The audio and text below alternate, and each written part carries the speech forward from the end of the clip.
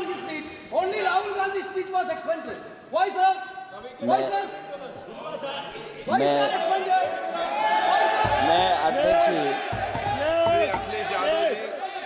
मैं अध्यक्ष जी का धन्यवाद देना चाहता हूँ।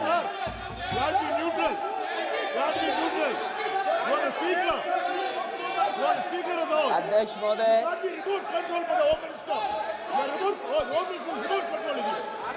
अध्यक्ष महोदय,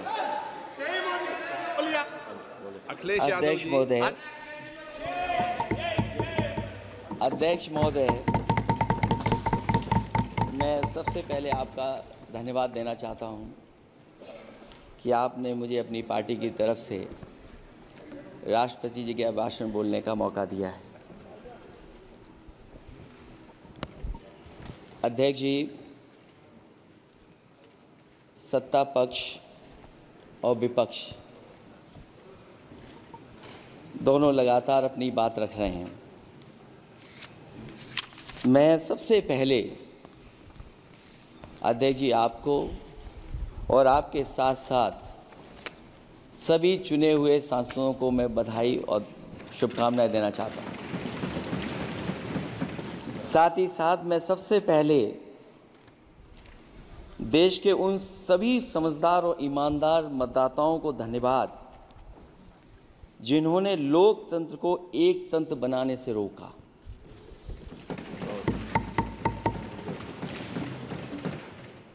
चुनाव के समय पर अध्यक्ष जी ऐसा कहा गया कि 400 पार। मैं समझदार जनता को फिर एक बार धन्यवाद दूंगा और मैं कुछ कहना चाहता हूं कि आवाम ने तोड़ दिया हुकूमत का गुरूर, दरबार तो लगा है पड़ा गमगीन में बेनूर है पर।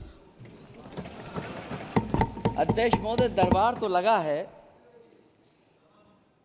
पर बड़ा गमगीन बेनूर है और पहली बार ऐसा लग रहा है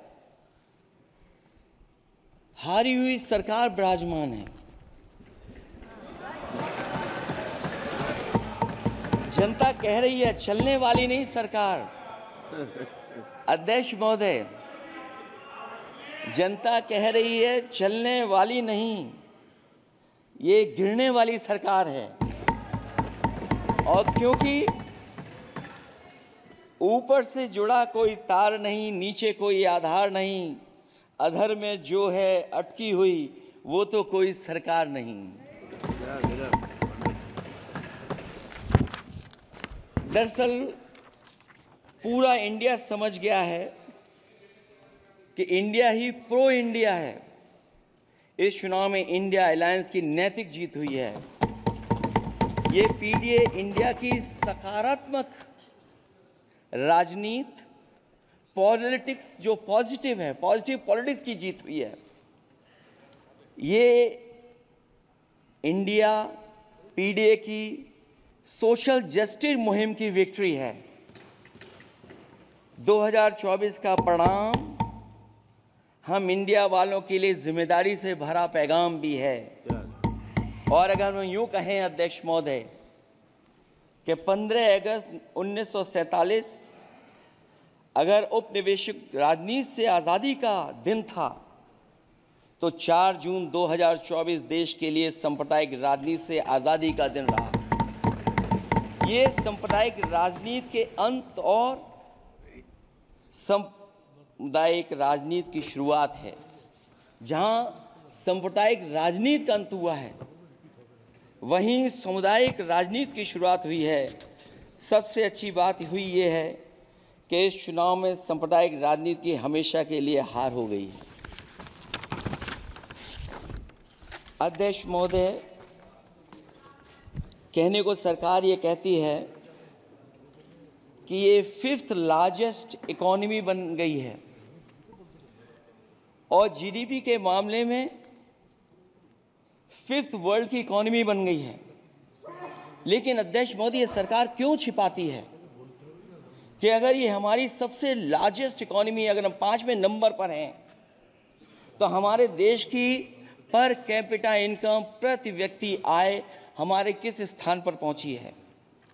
और हम लोगों ने तो अध्यक्ष महोदय देखा है कि अगर दिल्ली की सरकार ने कहा होगा कि $5 ट्रिलियन की इकॉनमी बनेगी, तो जहाँ से प्रधानमंत्री जी चुन करके आते हैं, वहाँ का प्रदेश के सरकार भी कह रही कि हम $1 ट्रिलियन इकॉनमी बना लेंगे।